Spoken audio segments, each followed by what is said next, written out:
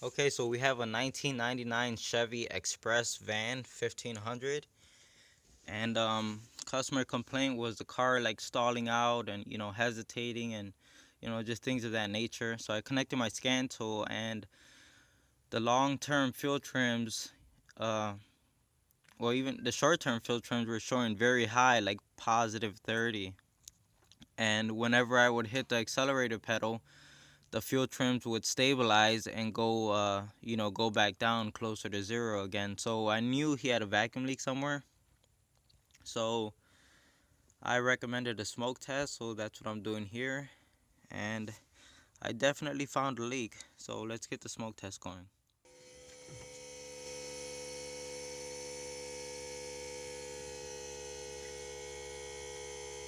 So there's a gasket. See, that's a connector right there in the center. That's where this connector plugs into.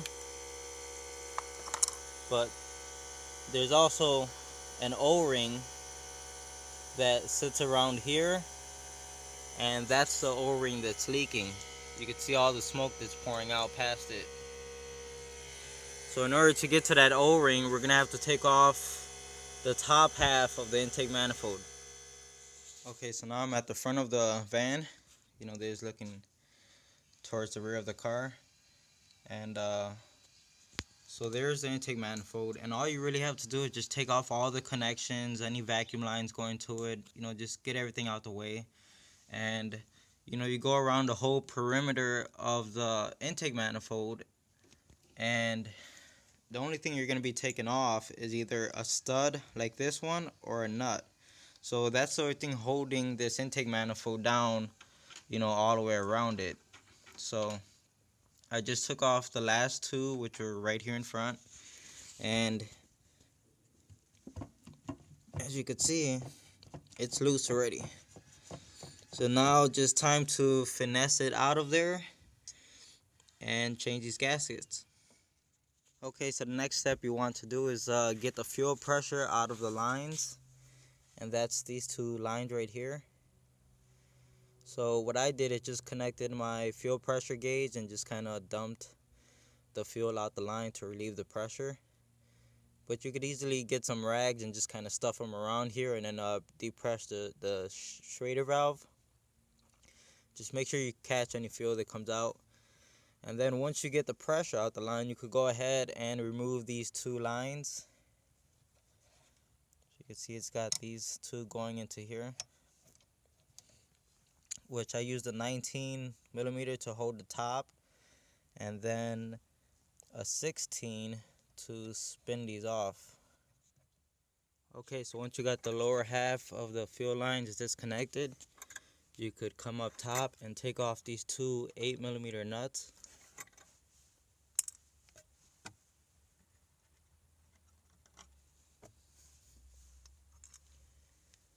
And then there's going to be some sort of a bracket between them. So I just got a magnet here. You can see the magnet grabs it easily. And now you should be free to try to get the fuel lines out of there. You might have to fight with them a little bit. So sure enough, these did put up a fight, but eventually I got them out. Then you could just set the whole fuel line aside. We should be clear to take the manifold off now. Yep.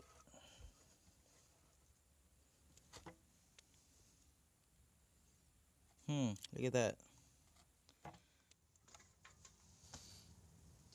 So there goes the main issue we were having.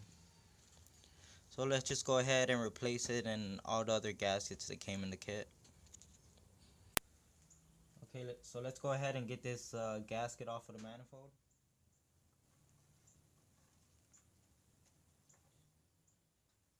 Now I'm not sure if this is a factory gasket. I'm not too familiar with these engines. It doesn't look that old, and the fact that it's blue, who knows? Maybe I'm wrong. Maybe it is factory, but maybe someone else has already been in here and they changed out this gasket, but they never bothered to change this oval shaped gasket that goes right here. So that's also a possibility. So all I'm going to do now is just try to clean this out as best as I can wherever the gasket's gonna sit.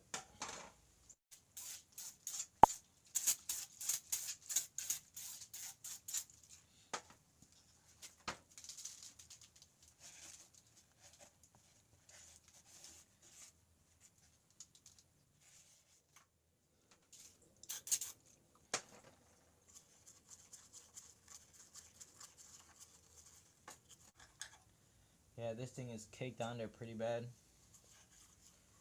Now I know I didn't show all the steps for taking this thing off, and that's because there's quite a few videos on YouTube of how to do this, so I thought it was kind of useless to go ahead and shoot all of it. It's pretty straightforward. It's actually a pretty easy job. But if you're looking for a good video on a complete step on how to get this off, you could go over to Brian's Mobile 1. That channel,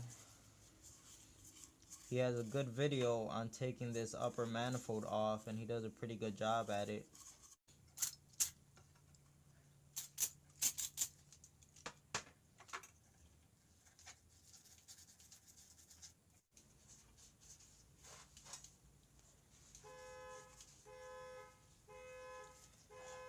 Okay, so it's not perfect, but as you can see, it looks, way better than how it was before. So I'm happy with that. I wish I could get a bit more off, but it's just really caked on there.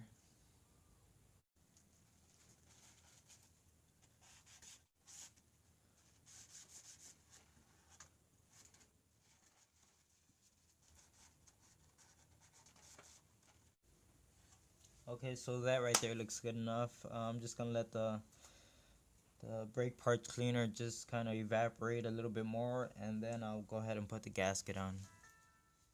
And I almost forgot the most important part, which our gasket that was broken, it seats right here, and that's pretty looking pretty bad. So I'm gonna go ahead and clean that up as well.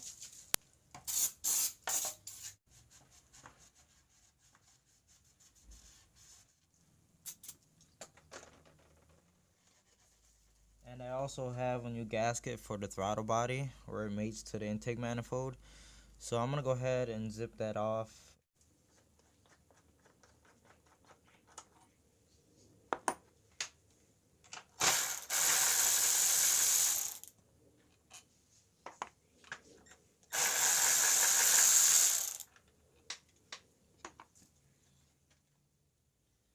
Yeah, so this gasket right here isn't looking so hot either, so it's a good thing we're gonna change it out.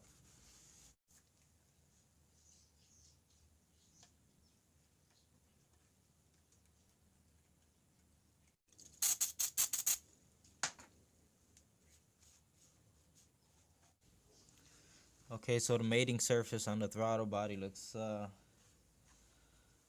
halfway decent now.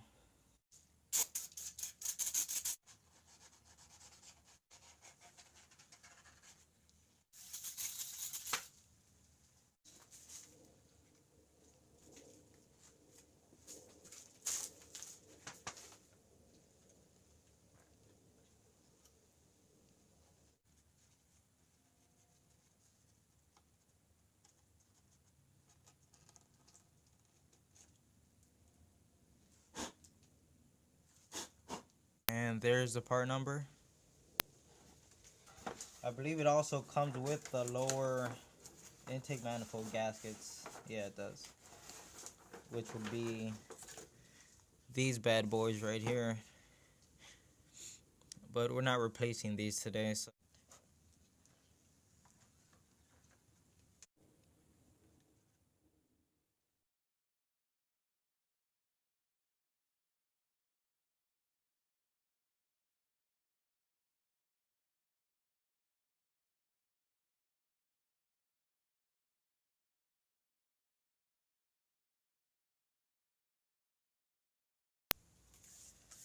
Okay, so that's that.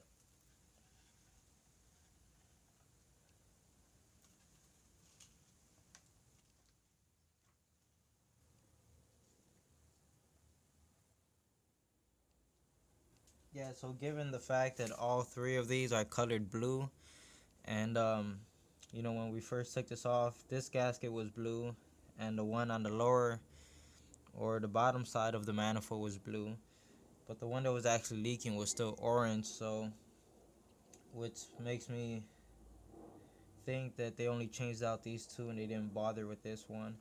And the fact that the O-ring was completely cut in half means that it was probably damaged when they went to install this part.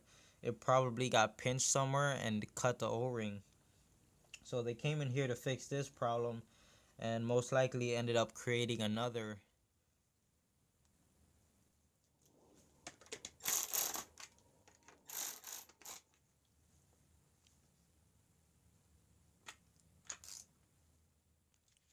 So here's all the fun work. This is basically where the gasket's gonna mate up against the engine. So you want to make sure you get all of that cleaned off all the way around it. And this right here, this little groove, that's where our oval O-ring is gonna sit at.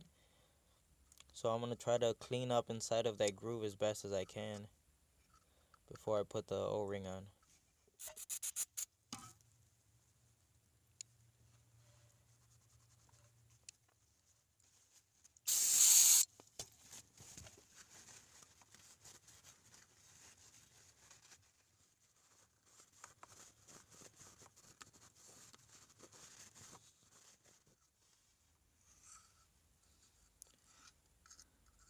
Now I'm not trying to put any gouges or anything like that in the plastic. I'm just slightly going along the corners and trying to get any carbon buildup or any dirt that's just sitting in there.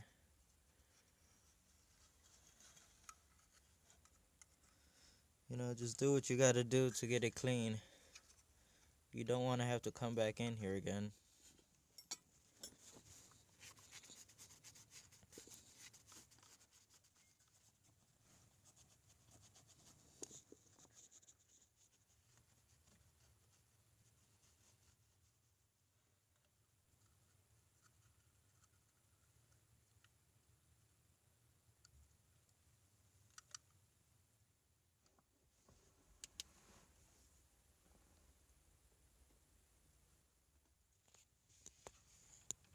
Okay, so I don't know how well that's gonna pick up, but I went ahead and put just a smidge of dielectric grease all the way around that O-ring. And I also put a very thin layer all the way around here. And the reason I did that is so when I slide the manifold on top of that O-ring, that the O-ring isn't gonna want to roll. If it starts to roll, it's not gonna seal properly, and that could, you know, that's probably what caused it to tear in the first place. What caused this one to tear. Okay, so I don't got it bolted in yet. I just have it down. I had a bit of a fight with it to get it in. It just kept like teeter-tottering off of this centerpiece, and I found out that it's the new gasket we put in just didn't want to like slide up in here. You know, it was putting up a fight. So it's a good thing I put that little bit of lubricant on there to help it. But overall, what I ended up doing was, okay, this center bracket that's right here, I just kind of put it back in place and just kind of set the nuts right back on top of it. And then I came in here with my panel tool and just got underneath that bracket and just kind of lift it up, and it helped pull this whole center unit. Oh god. Okay, so it just helped pull this whole center unit up, and I just went around doing that, trying to pry it up as much as I can. So this side's really easy because you could put that bracket in and, you know, you got that to work with. But on this side, it's not so easy. So I had to basically grab on the edge right here with some pliers and just kind of clamp down on it as best as I can. And then again, I came, Sorry, I'm only using one hand here. So once that plier, I had it on there, then I just came from here with the panel tool and just kind of pried upward, and it helped pull this whole unit up to let the whole gasket seat. So it's looking pretty good right about now, but that's gonna be a little bit of a challenge. So, and that's how I was able to get it done. Okay, and here she is all put together and running. It started up like a champ, and honestly, this is probably the best I've ever heard this engine run.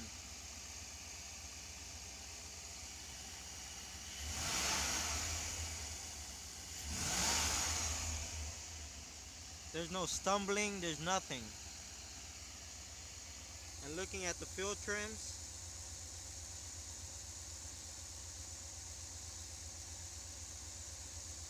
those are pretty good numbers. Okay, so let's shut her off, and so that's it.